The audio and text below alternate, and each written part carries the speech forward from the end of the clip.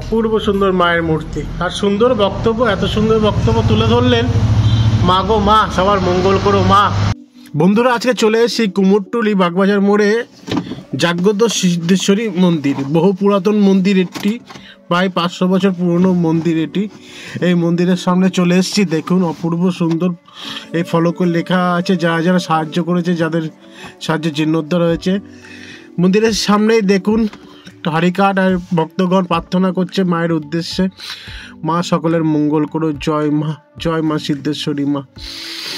সামনের অংশটা দেখুন ঝাড়বাতি লাগানো, অনেক পুরনো মন্দির দেখেই বোঝা যাচ্ছে, কারুকার্য ফুটে উঠেছে। আর এই হচ্ছে হারিকাট। হারিকাটটা দেখাচ্ছি, একসময় এই হারিকাটে নরবলিও হতো, পুরোহিত মশাইয়ের মুখে শুনতে পারলাম। যাই ভেতরে ঢুকে যাই। অপূর্ব সুন্দর পুরানো জাগ্রত মায়ের মন্দির। এই দেখুন কি সুন্দর পাথরের কাজ করা আছে, অনেক পুরাতন কুড়িবর্গার নিদর্শন এখানে ফুটে উঠেছে। অপূর্ব সুন্দর প্রণামী পাত্র রাখা আছে। আর এই ভেতরের অংশটা দেখুন, অপূর্ব সুন্দর পাথরের কাজ করা আছে। সামনে মস্ত বড় একটা ঘন্টা। অপূর্ব সুন্দর মা, জয় মা। পুরোহিত মশাই কিন্তু ব্যস্ত মায়ের কার্যে। এই দেখুন মা, অপূর্ব সুন্দর সিদ্ধেশ্বরী মা, জয় মা, জয় মা সিদ্ধেশ্বরী মা। অনেক ইতিহাস শুনতে পারলাম ঠাকুর মশাইয়ের কাছে। মস্ত বড় ঘন্টা একটা ঝোলানো।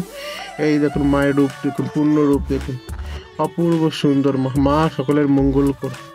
কি সুন্দর মিষ্টি মায়ের মুখখানি।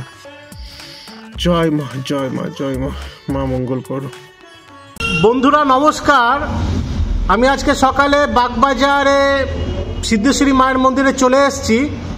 একটু মন্দির সম্বন্ধে ঠাকুর মশাইয়ের কাছে আমি যাবতীয় জেনে নেব। ঠাকুর মশাই, এই মন্দির সম্বন্ধে একটু বলুন। মাকে কি নামে ডাকা হয়, আর কত সালে প্রতিষ্ঠা, আর কখন কখন পুজো হয়, বিশেষ বিশেষ পুজোর সময়গুলো একটু যদি বলেন। এইটা আমাদের মায়ের নাম হচ্ছে সিদ্ধেশ্বরী কালী মন্দির। এটা সিদ্ধেশ্বরী কালী মন্দির বাগবাজার কুমোরটুলিতে অবস্থিত। আমাদের বিশেষ পুজো যেটা হয় বৈশাখ মাসে বুদ্ধ পূর্ণিমা ফুলদোল অনুষ্ঠান হয়। কার্তিক মাসে ওই যে কালী পূজা, শ্যামা পূজা যেটা হয় ওইটাতে, রটলতি কালী পূজা, কলহরিণী কালী পূজা, এইগুলো বড় করে পুজো হয়। আর প্রত্যেক মাসের অমাবস্যাতে পুজো হয়। ঠিক আছে, প্রত্যেক মাসে প্রতি অমাবস্যায় পুজো হয়। আর মায়ের এমনি দিনে 4 বার পুজো হয়। ধরুন মানে সকালে পুজো, সকালে কখন? সকালে 9টা, 9:30, 10টার সময় পুজো হয়।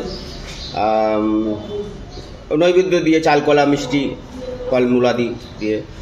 তারপরে আবার একটা বাল্যভোগ হয় মায়ের।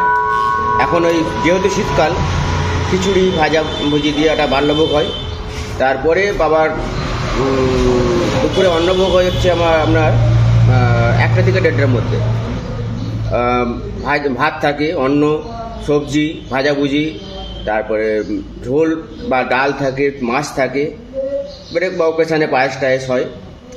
হ্যাঁ, আর বিকেলে আবার মন্দির খোলা হয়। সন্ধ্যাবেলা আরতি, সন্ধ্যা আরতি, মায়ের শীতল হয় 9:30, 10টার দিকে।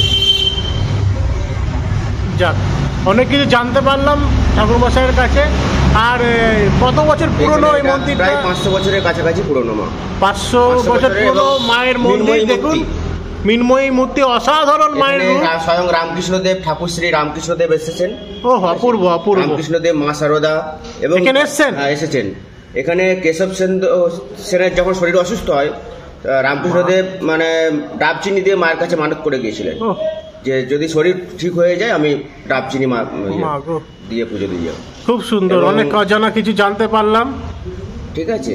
আচ্ছা, এখানে এর আগে শোনা যায় মানে বিশেষ মানে আমার শোনা কথা, নরবলি মানে কথা ছিল, এখন বন্ধ আছে। এখন বলিদান প্রথা তো, ছাগ বলি হয়। ছাগ বলি হয় বছরে একটা। যাক, ঠাকুর মশাইয়ের কাছে খুব সুন্দর বক্তব্য মায়ের সম্বন্ধে জানতে পারলাম অনেক কিছু। আর এই যে মায়ের মূর্তি দেখছেন আমাদের, মূর্তি আমাদের মানে বছরে একবার অঙ্গরা হয়। অপূর্ব সুন্দর মায়ের মূর্তি আর সুন্দর বক্তব্য, এত সুন্দর বক্তব্য তুলে ধরলেন। মা গো মা, সবার মঙ্গল করো মা। খুব খুশি হলাম ঠাকুর মায়ের সঙ্গে বক্তব্য শুনে, খুব ভালো লাগলো।